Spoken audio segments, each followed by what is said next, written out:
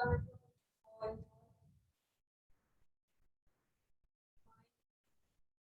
जैसे कि last time हम डिस्कस कर रहे थे कंप्यूटर लैंग्वेज के बारे में, तो मैंने आपको ये बताया था कि कंप्यूटर जो है लैंग्वेजेस के बारे में हमने सीखना है कि कंप्यूटर लैंग्वेजेस होती क्या है।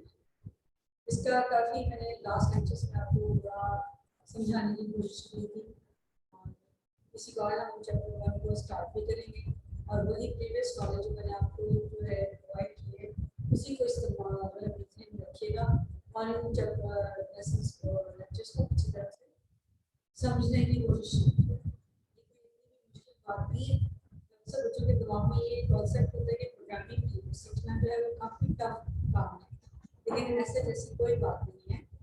आपको सिर्फ और सिर्फ कॉमन सेंस की जरूरत होती है और मैथमेटिकली आपका थोड़ा सा विजन स्ट्रॉन्ग होना चाहिए और बस इसी बात है और इसको रिपोर्ट करते हैं।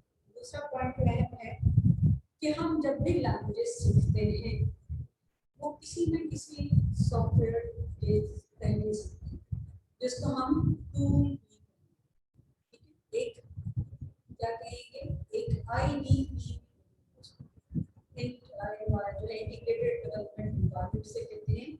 यानी कि इसको आप थोड़ा सा समझिए कि जब भी आप कोई कंप्यूटर को ऑन करते हैं तो उसका जो वेरी फर्स्ट जो है इंटरेक्शन होता है कंप्यूटर का आपके साथ, जो वेरी फर्स्ट फील होती है किसी भी प्रोग्राम की, वो उसकी क्या कहलाती है, इंटरफेस सेटिंग कहलाती है। ठीक है, ये तो होगी एक आम एप्लीकेशन सॉफ्टवेयर टूल्स की बात। और अब हम जो ये लैंग्वेज सीखेंगे सब, जैसे कि हम सी लैंग्वेज सीखने जा रहे हैं, तो इसके लिए भी आपको एक सॉफ्टवेयर की जरूरत होगी जिसको हम कंपाइल करते हैं। यानी ये टाइप ऑफ ट्रांसलेटर है जो मैंने आपको पिछली क्लास में बताया। हम लैंग्वेज ट्रांसलेटर की मदद से सीखेंगे, यानी कि इंटीग्रेटेड डेवलपमेंट एनवायरनमेंट के तहत। हो गया, तो हम साथ में इसकी डेफिनेशन पढ़ेंगे, यानी कि वो टूल वो सॉफ्टवेयर जिसकी ये लैंग्वेज को भी हम याद रखिएगा टूल ही कहेंगे। ओके, टूल के नाम से भी कंप्यूटर साइंटिस्ट इसको जानते हैं, कंप्यूटर पर्सन्स इसको जानते हैं, वो मोस्टली आपस में जब गुफ्तगू करते हैं तो ये कहते हैं यार कौन से टूल पर एक्सपर्टी जो है वो हमारे यहाँ से है, तो इसको हम टूल भी कहेंगे। सो आपके वेरी फर्स्ट चैप्टर का इंट्रोडक्शन है, तो मैं आपको जो है वेरी करके सुनाती हूँ और है इंट्रोडक्शन टू प्रोग्रामिंग। ठीक है, इसमें हम जो है वो सही लैंग्वेज सीखने से पहले कुछ इम्पोर्टेंट पॉइंट्स हैं वो डिस्कस करेंगे। So I am reading from the page number 2, unit number 1। Okay, computers have become an important part of our daily lives. Introduction में वो इसकी इम्पोर्टेंस को जो है बयान करेगा, जिसकी कंप्यूटर्स की इसकी अहमियत जो है वो क्यों कर दी जाती है, why it is so important in our daily life. So students, they can help us to solve several problems ranging from complex mathematical problems and searching on the internet to controlling and operating satellites and rockets launching, etc. I have discussed with you that every type of machine which works automatically is called a computer. जो भी machine, चाहे वो छोटी से छोटी home appliances क्यों ना हो, बड़ी से बड़ी इंडस्ट्रीज की मशीन्स क्यों ना हो, तो ऑटोमेटिकली कंट्रोल रखने वाली मशीन होगी, तो सब कंप्यूटराइज्ड मशीन कहलाएंगी। एज यू नो दैट ये जो एरा है वो CNC मशीन्स का है। ठीक है, अच्छा जी, हम बात एक बड़ी बड़ी एग्जांपल देती है कि जैसे उसने बताया था कि mathematical problems and searching on the internet, controlling and operating satellites controlling, and rocket launchers. In reality, computers are not very smart on their own. Point to be noted, underline this line. Computers are not very smart on their own. In order to perform all the tasks, they have to be fed a series of instructions by humans which tell them how to behave and perform when faced with a particular type of problem. इससे क्या पता चलता है computers को run करने के लिए softwares की जरूरत है और these are two types: system softwares and application. Application software. System software is very important है machines को run करने के लिए according to machine hardware उनके लिए उनकी assembling करके machine hardware से उनके बारे में instructions करके लिखना ये हार्डवेयर से जो कंपोनेंट्स हैं आपस में कैसे कोऑपरेट करेंगे कैसे कोऑर्डिनेशन करेंगे इंस्ट्रक्शंस को मूव कहां से कहां होना है ये सारी बातें जो हैं एक प्रोग्रामर जो है मशीन के लिए लिखता है इस किस्म के टाइप ऑफ सॉफ्टवेयर क्या कहते हैं सिस्टम सॉफ्टवेयर्स तो जो पर्सनल कंप्यूटर यानी माइक्रो कंप्यूटर्स के लिए जो सॉफ्टवेयर्स लिखे जाते हैं माइक्रो कंप्यूटर जैसे कि डेस्कटॉप है या आपका लैपटॉप है इसलिए क्या लिखा जाएगा ऑपरेटिंग सिस्टम जिसको आप विंडोज के नाम से जानते हैं और मोबाइल्स में इसको क्या कहते हैं और डिफरेंट कंपनीज के डिफरेंट मोबाइल्स हैं और फिर उनके कंपनी की डिजाइनिंग के हवाले से उन मशीन्स के हवाले से उनके सॉफ्टवेयर डिफरेंट होंगे ठीक है ज्यादातर जो इस्तेमाल होने वाला सॉफ्टवेयर है वो एप्लीकेशन सॉफ्टवेयर को आप जानते हो लीड कैटेगरीज सॉफ्टवेयर और कस्टम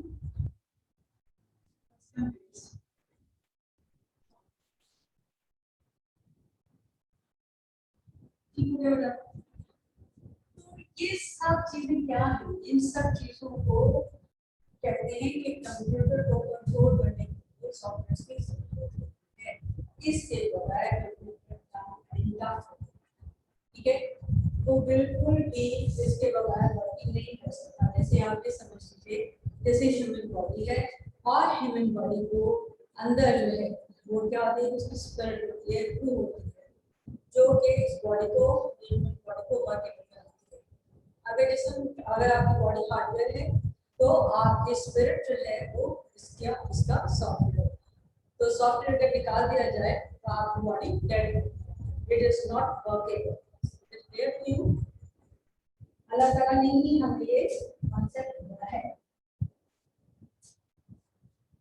तो अब आप ये देखिएगा कि ये सॉफ्टवेयर है ये है क्या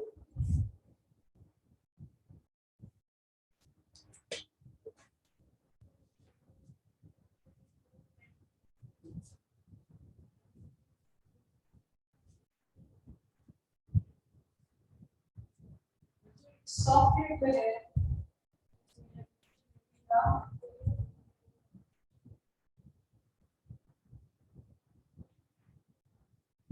क्या है सेट ऑफ प्रोग्राम्स और एक प्रोग्राम क्या होता है set of instructions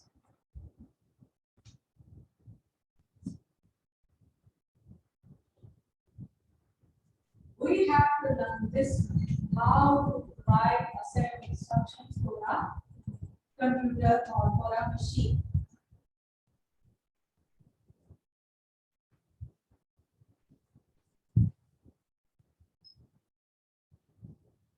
These set of instructions follow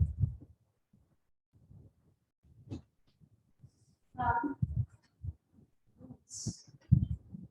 Instructions किसी rules को follow करके ही बनाई जाती हैं की जाती हैं और जो वो किसमें कंपोज हुए हैं सेट हुआ डिजाइन हुआ है computer languages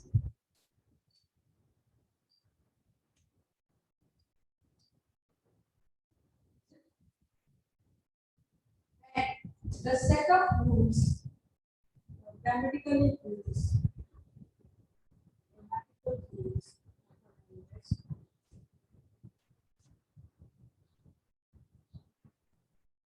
called its syntax. याद रखिएगा कि कोई भी हमारी कॉमन लैंग्वेज है, ह्यूमन लैंग्वेजेस किसी भी एरिया से कर रहे हो तो उसके कोई ना कोई रूल्स एंड रेगुलेशंस होते हैं। जैसे आप जो दो लैंग्वेजेस पढ़ रहे हैं इंग्लिश एंड इनके भी ग्रामेटिकल रूल्स एंड रेगुलेशंस हैं जिनको आप फॉलो करते हैं। और टीचर आपके पेपर में क्या चेक करता है कि आपने जो सेंटेंस बनाए हैं वो लैंग्वेज को क्या किया है, फॉलो करते हुए बनाए हैं। और आप ये समझिएगा कि ये इंस्ट्रक्शन क्या है, सेंटेंस है, ठीक है।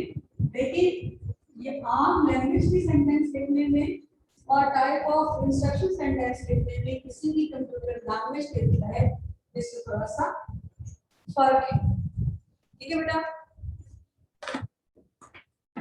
आप चलते हैं थोड़ा सा आगे इसी कॉन्सेप्ट्स को लेते हुए।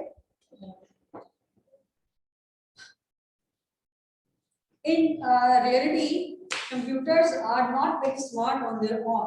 In order to perform all the tasks, they have to be fed a series of instructions by human, which tell them how to behave and perform when faced with a particular type of problem. Is it? These series of instructions are known as a computer program or software. मैंने आपको थोड़ा सा बता दिया। And the process of feeding or storing these instructions in computer is known as computer programming. The person who knows how to write a computer program correctly is known as a programmer.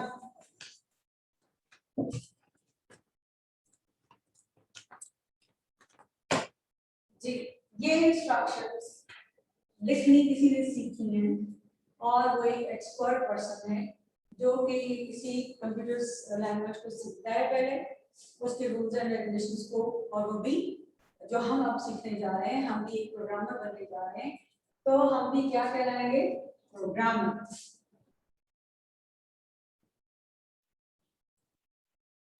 ठीक है बेटा, ये set of instructions किसी भी language के rules and regulations को follow करके लिखी जा रही है, और ये रूल्स एंड रेगुलेशन कौन जानता है, पर्सन जो कि कंप्यूटर को ऑटोमेटिकली वर्केबल बना रहा है with the help of instructions, और उसका नाम है programmer.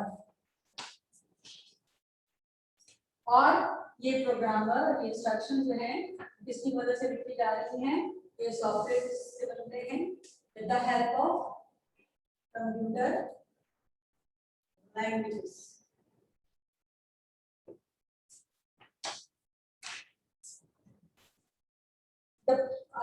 Computers cannot understand English, Urdu, or any other language as common language that humans use for interacting with each other.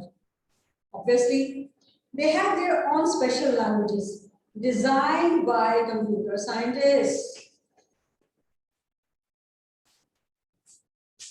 जैसे मैंने आपको बताया था कि बाकी सब्जेक्ट्स की भी अपनी लैब्स होती हैं, इसी तरह कंप्यूटर्स की भी लैब्स हैं जहाँ पे बाकी दूसरे एप्लीकेशन सॉफ्टवेयर्स और हर तरह की डिजाइनिंग के बारे में रूल्स एंड रेगुलेशंस तय किए जाते हैं।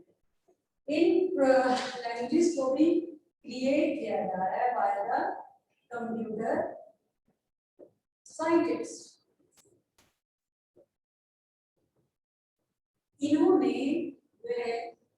बहुत वर्किंग की है, क्योंकि इनको वर्किंग करनी पड़ रही है क्योंकि ह्यूमन बीइंग्स हैं वो कंप्यूटर की लैंग्वेज को समझना और उनको याद रखना उनके लिए काफी मुश्किल है, और कंप्यूटर के लिए भी बहुत मुश्किल है कि एक ह्यूमन की लैंग्वेज को वो इजीली अंडरस्टैंड कर सके। ठीक है, इसीलिए मैंने आपको लास्ट टाइम बताया था कि उन्होंने कंप्यूटर साइंटिस्ट ने इन लैंग्वेज को बहुत ही मेहनत से कंस्ट्रक्ट किया है और इनके रूल्स एंड रेगुलेशंस तय किए हैं कि कैसे जो है इंस्ट्रक्शंस जो है वो लिखी जाए किसी भी कंप्यूटर लैंग्वेज में, और फिर इनके अंदर से एरर्स कैसे फाइंड आउट किए जा सकते हैं और उन एरर्स को रिमूव कैसे किया जा सकता है, ये सारे के सारे पहले हम इस चैप्टर में पढ़ेंगे। अच्छा, और ये भी मैंने आपको बताया था कि मसला क्या है, प्रॉब्लम क्या है, ह्यूमन कंप्यूटर्स की लैंग्वेज अंडरस्टैंड तो करते हैं लेकिन उसके साथ मैनिपुलेशन नहीं कर सकते, ठीक है। इसीलिए इस सब को दोनों के रूल्स एंड रेगुलेशन एक टाइप ऑफ सॉफ्टवेयर को समझा दिए गए हैं, जिसे क्या कहते हैं, ट्रांसलेटर। अब ये वो सॉफ्टवेयर है जो ह्यूमन लैंग्वेज भी जानता है और कंप्यूटर लैंग्वेज भी जानता है।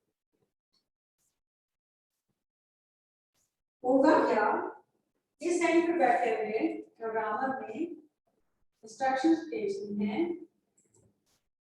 प्रोग्राम भेजना है, जो क्या होता है सेट ऑफ इंस्ट्रक्शन, ठीक है। और इसको हम क्या कहेंगे, source code.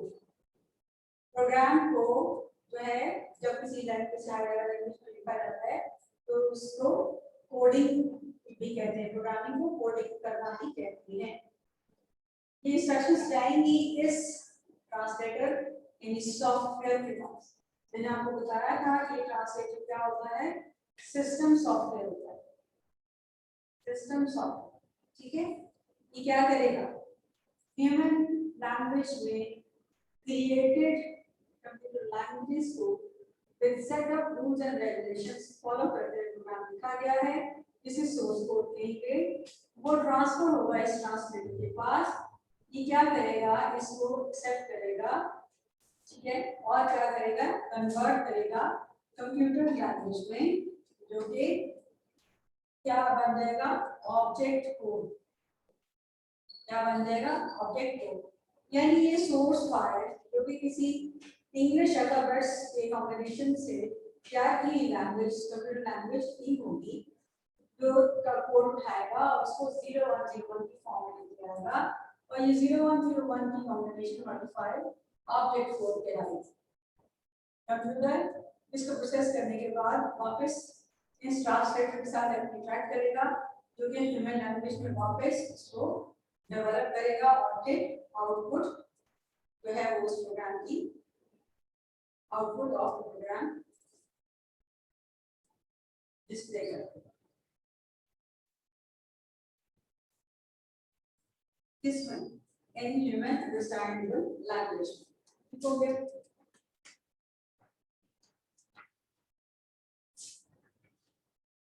Now come to the book. Computer cannot understand English, Urdu, or any other common language that humans use for interacting with each other. They have their own special languages designed by the computer scientists. Programmers write computer programs in these special languages called programming language. Underline this line for the definition of the programming language. For example, Java, C, C++, Python are some of the most commonly used programming languages. Okay, programming environment means this software, meaning translator. Programming environment means translator, which is called compiler.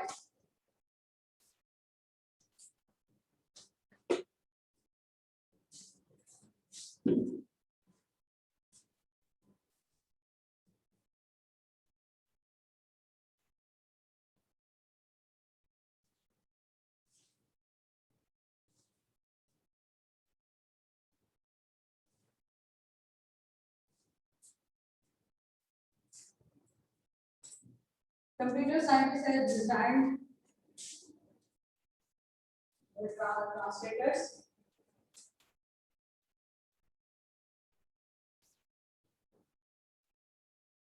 There's two types. One is compiler and second is interpreter.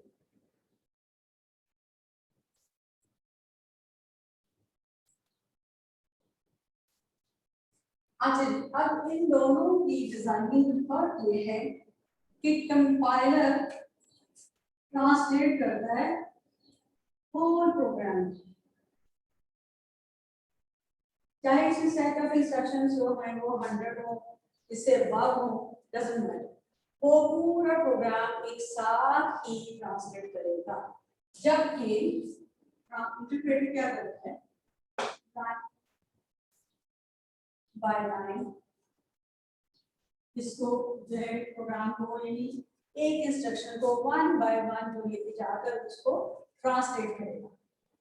अब इसका क्या effect होगा, या हम इसकी बात करें computer environment की। कंप्यूटर एनवायरनमेंट कौन है, हमारा ट्रांसलेटर।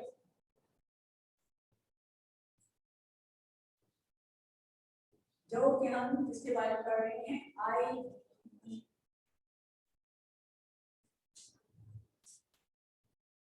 अच्छा, अब ये वैसे आपको जनरल बताना चाह रही हूँ कि कंपाइलर और इंटरप्रेटर ये टू टाइप्स ऑफ डिजाइनिंग है according to the programming language. मैंने आपको पहले भी बताया था कि कंप्यूटर लैंग्वेजेस डिजाइन की जाती हैं अकॉर्डिंग टू द फील्ड, ठीक है, जैसे साइंस की फील्ड है, बिजनेस फील्ड है, या एजुकेशन फील्ड है, या फिर बुकिंग की है, और टीवी चैनल्स हैं, there are lot of things. जो भी ऑर्गेनाइजेशन अपने सिस्टम को कंप्यूटराइज सिस्टम्स में कन्वर्ट करती हैं, तो फिर उसके हिसाब से जो है वो डिफरेंट कंप्यूटर लैंग्वेजेस भी डिजाइन की जाती हैं। फिर जो कंप्यूटर लैंग्वेजेस डिजाइन की जाएंगी अलग से, तो उनके कंपाइलर यानी ट्रांसलेटर और इंटरप्रेटर भी डिफरेंट होंगे।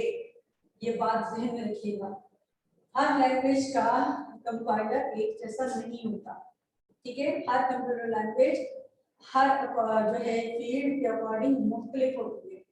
हाँ, बेसिकली इसमें से कुछ ऐसी मेजर लैंग्वेजेस हैं जो all types of the software, खास तौर पर ऑपरेटिंग सिस्टम्स को डेवलप करने के लिए जो है काम की आती हैं, जैसे कि सी जो हम पढ़ने जा रहे हैं, सी प्लस प्लस, ये बहुत ही पॉपुलर लैंग्वेज है। और बात लोगों का ख्याल है कि अब सी इतनी ज़्यादा जो है वो पॉपुलर नहीं है, इनका बहुत ज़्यादा ख्याल जो है वो गलत है। कंप्यूटर प्रोग्राम्स के लिए जो लिखे जाते हैं उनमें से जितनी भी जैसे होम अप्लायंसेस हैं या इंटरनेट डिवाइसेस हैं या अदर और भी बहुत सारे डिवाइसेस, उनका मेजर जो कोर लाइब्रेरीज होती हैं, या उन पे इंशाल्लाह डिस्कस करेंगे जैसे के साथ, उनकी कोर लाइब्रेरीज जो है जो डिजाइन की जाती है कंप्यूटर लैंग्वेजेस की, वो सी में की जाती हैं। ओरेकल है, एसक्यूएल है, इनका major portion of the languages जो है वो सी ही में लिखा गया है, ठीक है। होम अप्लायंसेस की जितनी भी मेन जो है लाइब्रेरीज हैं वो सी में ही लिखी जाती है। तो ये जो होगी सी लैंग्वेज की इंपॉर्टेंस। तो जब वापस चलते हैं टॉपिक की तरफ कि इन लैंग्वेज को हम समझते हैं या सीखते हैं with the help of their specific translators. और ये ट्रांसलेटर दो तरह के होते हैं, कंपाइलर का नाम कंपाइलर है और दूसरे का नाम इंटरप्रेटर है। इन दोनों में डिफरेंस क्या है कि कंपाइलर जितना भी बड़ा प्रोग्राम होगा उस सारे प्रोग्राम को एक साथ ट्रांसलेट करेगा, एक साथ 01 की फॉर्म में कन्वर्ट करेगा। Whereas इंटरप्रेटर जो है वो प्रोग्राम की अगर 100 लाइनें हैं तो हर लाइन को वन बाय वन ट्रांसलेट करेगा। अब क्या होगा, और इसके एडवांटेज और डिसएडवांटेजेस को भी देख लीजिएगा। इस केस में हम कह सकते हैं कि compiler is the fastest, whereas the interpreter is the slow translator, ठीक है। जब ये एक साथ फोर प्रोग्राम को कंपाइल करेगा तो हमें एक साथ जो है एरर मैसेजेस भी स्क्रीन पर शो कर देगा कि आपके प्रोग्राम में ये डिफरेंट एरर्स हैं। जब तक ये एरर्स आप रिमूव नहीं करेंगे प्रोग्राम जो है वो आगे से जो है वो एग्जीक्यूटेबल नहीं होगा, रन नहीं हो सकता। इंटरप्रेटर के जब लाइन है तो क्या होता है, वो वन बाय वन एक एक लाइन को जब करता जाता है तो समझें कि उसने ट्रांसलेट किया और 100 लाइन का प्रोग्राम है, 59th लाइन पे जाके एरर आ गया। बाकी क्या था, 58 लाइन्स की थी, 59 पे जब एरर आया तो 59th लाइन पर जाकर स्टक हो जाएगा और आपको कमांड करेगा कि नहीं सबसे पहले 59th वाली लाइन का एरर रिमूव करें। एक लाइन में एक एरर आप उसको रिमूव करेंगे तो क्या होगा, इंटरप्रेटर फिर शुरू से उसको लाइन नंबर 1 से जो है वो ट्रांसलेट करना फिर से दोबारा शुरू कर देगा, जिसकी वजह से ये थोड़ा पैथेटिक हो जाता है कंप्यूटर्स के लिए भी और प्रोग्रामर्स के लिए भी, हैक्टिक फील करता है इंसान। अच्छा, प्रोग्रामिंग इन्वायरमेंट के तहत अब आपको मैंने जो चीजें समझाई है उसको अब आप रीड कर लो कि in order to correctly perform any task we need to have proper tools. For example, for gardening, we need gardening tools, and for painting, we need a collection of paints, brushes, and canvas. Similarly, we need proper tools for programming. Is it? A collection of all the necessary tools for programming makes up our programming environment. It is essential to set up a programming environment before we start writing programs. It works as a basic platform for us to write and execute programs. जब computer scientist ने एक programming language construct की है उसने उसको इसकी compiler की मदद से यानी एक सॉफ्टवेयर की मदद से इसको कंस्ट्रक्ट किया गया है और इसके rules and regulations in the form of जो है बुक्स में लिख दिए गए हैं, ठीक है। और बुक्स में हम जो है वो रूल्स एंड रेगुलेशन इस्तेमाल करते हैं और एप्लीकेबल जो है वो हम IDE के तहत करते हैं। IDE यानी integrated development environment versus full form.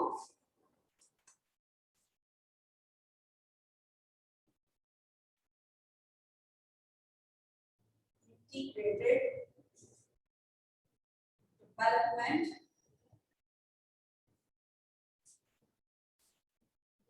environment.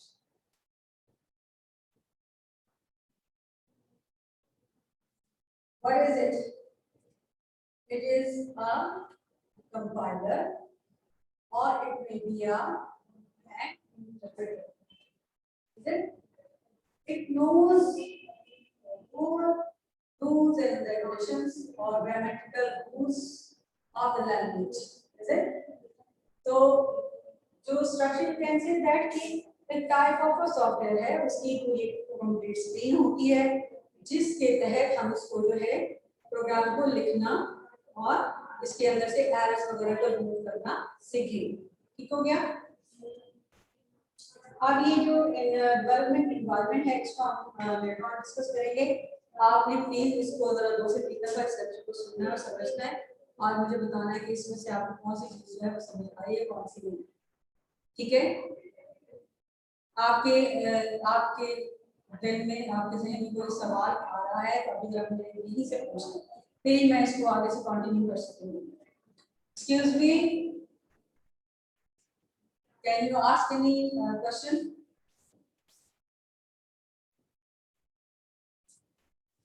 देखिए बच्चा ऑनलाइन है क्या क्वेश्चन करना चाह रहा है।